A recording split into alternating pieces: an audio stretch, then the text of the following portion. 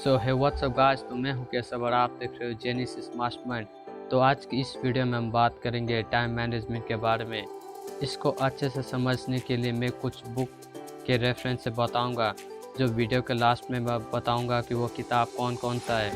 So video को last तक ज़रूर देखना, नहीं तो अमूल्य ज्ञान को खो दोगे। So without making any further delay, so let's get started.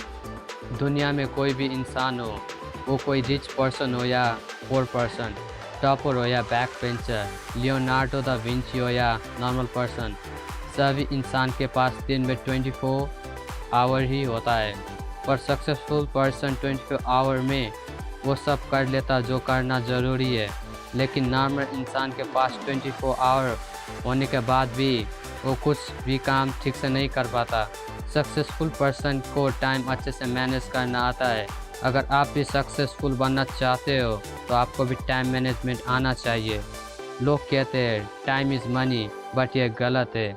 आपके पास मनी नहीं है तो आप इसको कमा सकते हो, लेकिन टाइम एक बार चला गया तो आप टाइम को कमा नहीं सकते। इसलिए सक्सेसफुल लोग टाइम को सबसे ज़्यादा इम्पोर्टेंट देते हैं। टाइम मैनेजमेंट को अच्छे से समझने के लिए ये कुछ फंडामेंटल क्वेश्चन पूछते हैं। Number 1, why do we feel there is shortage of time nowadays? आज के समय में हमें क्यों टाइम की कमी महसूस होती है? क्या आपको पता है 20वीं सेंचुरी से पहले लोग के पास ना कोई फ़ोन, टेलीविज़न, घड़ी जैसे कोई भी इलेक्ट्रॉनिक डिवाइस नहीं था, फिर भी पहले के समय में टाइम की कमी महसूस नहीं होती थी। आज सुबह उठने के लिए अलार्म क्लॉक का यूज़ होता है। पुराने समय में मुर्गा का आवाज़ सुन के उठते थे। 20वीं सेंचुरी के बाद हम इंसान ने जॉब, न्यू टेक्नोलॉजी, गैजेट का यूज़ बढ़ने लगा, जिसके कारण ज़्यादातर लोग फ़ोन में डिस्ट्रैक्टेड, जॉब में काम का बोझ, ना जाने बहुत सारी चीज़ से खुद को घेर लिया है और टाइम की कमी महसूस होने लगी है। टाइम की कमी के कारण लोग स्ट्रेस, फ्रस्ट्रेटेड रहते हैं, जिसके कारण लोग में हार्ट से रिलेटेड डिजीज, प्रोडक्टिविटी, क्रिएटिविटी में कमी, मेंटल इशू जैसी प्रॉब्लम आने लगी है। एक रिसर्च के हिसाब से हम 24 आवर में 58% टाइम को यूटिलाइज कर सकते हैं और 42% टाइम को कंट्रोल नहीं कर सकते। आप जानते टाइम मैनेजमेंट करने का मेथड को। Number 1, maintain a log book of your time. इसको करने के लिए आप एक कॉपी या एक डायरी लो और अपना दिन का हर घंटे को ट्रैक करो, और आप नोटिस करोगे आप अपना ज़्यादातर समय उस काम में लगाते हो जो कुछ काम का नहीं होता, जैसे फ़ोन को अननेसेसरी यूज़ करना, टीवी देखना, सुबह लेट तक सोना जैसे बहुत सारी काम करते हो। लॉग बुक एक एक्स्ट्रा सीट की तरह है। ये आपको अपना मोस्ट ऑफ द टाइम आप कहाँ वेस्ट करते हो उसको जानने में अच्छे से हेल्प करेगा। उसके बाद आप वेस्ट होने वाले टाइम को अच्छे से यूज कर सकते हो। नंबर 2, सेट अ गोल। अगर आपके पास कोई गोल नहीं है तो आप टाइम को सही से मैनेज नहीं कर पाओगे। सपोज आपको पता ही नहीं आपको कहाँ पहुँचना है, तो आप कहीं भी पहुँच नहीं सकते। अगर आपने गोल सेट कर लिया है मुझे ये करना है, तो आपके ब्रेन को अच्छे से क्लैरिटी रहेगा, तो ब्रेन अच्छे से फोकस होकर काम करेगा। अगर क्लैरिटी नहीं है तो ब्रेन फालतू काम में खो जाएगा। तो कुछ दिन, कुछ महीने या कुछ साल का गोल को सेट कर लो, मुझे ये करना है, और शुरू हो जाओ। Number 3, do the most important task first. अगर आपके पास कोई इम्पोर्टेंट टास्क है उसको पहले ख़त्म करो। हमारे बहुत सारी इम्पोर्टेंट काम रह जाती है क्योंकि हम लेस इम्पोर्टेंट टास्क को पहले ख़त्म करते हैं और इम्पोर्टेंट टास्क को बाद में। कोई इम्पोर्टेंट टास्क को पहले ख़त्म करना चाहिए क्योंकि स्टार्टिंग के समय हमारा एनर्जी लेवल ज़्यादा होता है, तो इम्पोर्टेंट काम को अच्छे से इफ़िशिएंट तरीके के साथ कर सकते हैं। उसके बाद लेस एनर्जी के टाइम लेस इम्पोर्टेंट टास्क को कर सकते हैं। आप इसको अच्छे से करने के लिए डायरी या कॉपी लो और उस पर 3 कॉलम बनाओ। कॉलम ए पे इम्पोर्टेंट टास्क को लिखो, कॉलम बी पे नॉट अर्जेंट टास्क को लिखो, और कॉलम सी पे नॉट इम्पोर्टेंट नॉट अर्जेंट को। इम्पोर्टेंट टास्क को पहले ख़त्म करो और बाकी काम को बाद में। इससे आप टाइम को अच्छा यूज कर सकते हो। Number 4, taking advantage of Parkinson law. आप कुछ करो या ना करो, टाइम तो बीतेगा, पर ये हमारे हाथ में कि हम टाइम को कैसे यूज कर सकते हैं। पार्किंसन लॉ ये कहता है कि the more time you allow for a task the longer it's take. इस चार्ट को देखो, इस चार्ट में कम टाइम है तो हम इफ़ोर्ट ज़्यादा लगाएंगे और ज़्यादा टाइम है तो हम इफ़ोर्ट कम लगाएंगे। या टाइम ज़्यादा होने पे हम काइंड ऑफ लेजी हो जाते हैं, लेकिन कम टाइम होने पे हम प्रोडक्टिविटी के साथ किसी काम को करने लगते हैं। सपोज़ अगर आपको कोई काम देता है और कहता है ये काम आपको 1 वीक के अंदर कंप्लीट करना है, तो आप उस काम को 1 वीक के अंदर आराम से कंप्लीट करोगे। लेकिन आपको पता चलता है कि 2-3 दिन के बाद आपका कोई ट्रिप है, तो आप 1 वीक वाले काम को अब आप कुछ दिनों में अच्छे से जल्दी ख़त्म कर दोगे। ये पार्किंसन लॉ का एक अच्छा एग्जाम्पल है। Number 5, work in your prime time. Prime time के हिसाब से दिन भर हमारे समय हमारे लिए अलग अलग होता है। दिन भर हमारी thinking capacity, energy, mood, efficiency अलग अलग घंटे अलग अलग होता है। हो सकता है कोई क्रिएटिव काम आपको मॉर्निंग में आपकी एनर्जी लेवल के हिसाब से सूटेबल हो, किसी का आफ्टरनून के समय तो किसी का रात के समय वो काम सूटेबल हो सकता है। सभी इंसान का एनर्जी लेवल दिन भर में डिफरेंट होता है।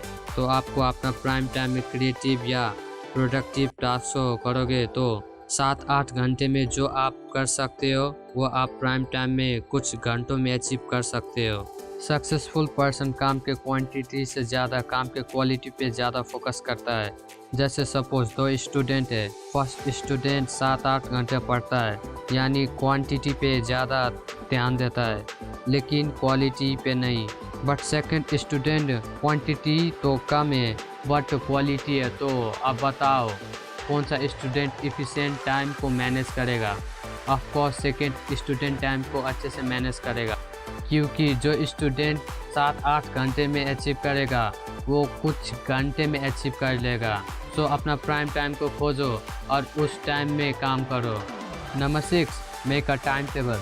जैसे हम फालतू का पैसे खर्च ना हो इसके लिए हम बजट शीट बनाते हैं, इसी तरह हमारा टाइम फालतू में वेस्ट ना हो इसके लिए टाइम टेबल बनाते हैं। टाइम टेबल 2 प्रकार का होता है। नंबर 1, कंप्लीट और detail time table. Number 2, brief time table. Complete और डिटेल टाइम टेबल में हम पूरे दिन भर क्या करना है उसको अच्छे से डिसाइड करके लिखते हैं। जैसे मैं खुद का बताऊँ तो सुबह उठना, रिफ्रेश होना, रिवर साइड पे अकेले मॉर्निंग वॉक पे जाना, घर आना, 35 मिनट मेडिटेशन करना, 9 AM को कॉलेज के लिए घर से निकलना, 9:40 AM को बस पकड़ना, घर मैक्सिमम 5:30 PM को आ जाना, रिफ्रेश होना, कुछ देर सोना या मस्ती करना, होमवर्क लिखना, रात का खाना खाना और सो जाना। और ब्रीफ टाइम टेबल हम कुछ घंटे में क्या क्या करना है डिसाइड करते हैं। आप इस टाइम टेबल को आप अपने दिमाग पे भी सोच सकते हो। ट्राई करो कंप्लीट और डिटेल टाइम टेबल को ज़्यादा यूज़ करो, ये टाइम मैनेजमेंट में अच्छा हेल्प करता है। Number 7, sacrifice your presence for future benefit. इसको समझने के लिए सबसे पहले डोपामिन नामक न्यूरोकेमिकल को थोड़ा समझते हैं। Dopamine feeling good motivating neurochemical है। पहले के समय में जब कोई स्मार्टफोन नहीं था तब ब्रेन में डोपामिन रिलीज करने के लिए कोई टास्क को कंप्लीट करते थे तब डोपामिन रिलीज होता था। पर आज के समय में फ़ोन में सोशल मीडिया है जिसको यूज से ब्रेन में बहुत ज़्यादा डोपामिन रिलीज होता है, जिसके कारण कोई काम प्रोडक्टिविटी और फोकस के साथ नहीं कर सकते और टाइम मैनेजमेंट में प्रॉब्लम आती है। आज तो आप मस्ती करोगे, अगर आप ध्यान से देखो तो उस मस्ती से आपका कोई बेनिफिट नहीं होने वाला। एक बात मेरी याद रखना, हमारा ब्रेन एक बायोलॉजिकल कंप्यूटर है। इस कंप्यूटर में कचरा डालोगे तो कचरा ही निकलेगा। तो मस्ती के लिए एक टाइम फिक्स कर दो, ये टाइम में मैं सिर्फ मस्ती करूँगा। ये आप में डिपेंड करता है कि आपका फ्यूचर कैसा होगा। तो आप खुद का मास्टर हो, कौन सा टाइम मैनेजमेंट मेथड आपको सूट करेगा वो आपको पता होगा। तो लास्ट में यही कहूँगा, मस्ती छोड़ो, कुछ काम का काम करो। ये सारी बात मैंने time management by Sudhir Dixit इस बुक से बताया है। और न्यू वीडियो बहुत टाइम के बाद आया, इसके लिए सॉरी, क्योंकि अभी कॉलेज जाना पड़ता है, जिसके कारण टाइम नहीं मिलता research, script writing, voice over और एडिटिंग के लिए। ये वीडियो बनाने में कई दिन तो कभी हफ्ता भी लग जाता है और ये सब काम मैं अकेले करता हूँ। सो यूट्यूब अकेले मैनेज करना हार्ड होता है। जनरली बड़े यूट्यूबर के पास टीम होता है जो मेरे पास नहीं है, तो ये रीज़न था वीडियो लेट आने का। तो वीडियो नहीं अपलोड होगा तो एटलीस्ट मैं कोड से रिलेटेड वीडियो अपलोड कर दिया करूँगा। तो आज के लिए बस इतना ही, तो मिलते हैं नेक्स्ट वीडियो में। तो वीडियो अच्छा लगा हो तो लाइक और शेयर करना, चैनल पर नए तो सब्सक्राइब करना। So be happy, keep smiling. Thanks for watching. Goodbye.